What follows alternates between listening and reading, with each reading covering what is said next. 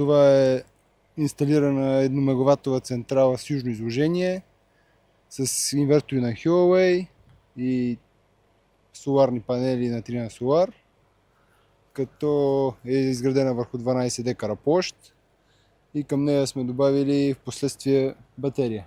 Това е добавеното локално съоръжение за съхранение на енергия от Blue Sun Energy.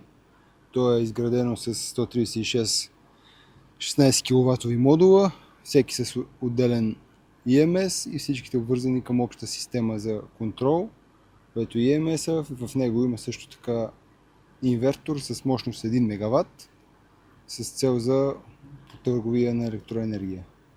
Контейнерът има вграден уред за пожарогасене и пожарна безопасност, който е изцяло интегриран, следи температура и дим във всички помещения. Това е инвертора PCS-ът, който е изграден от 8 модула по 125 кВт с обща инсталирана мощност 1 мегаватт. Той отговаря за заряда и разряда на батериите и отдаването на енергията в мрежата.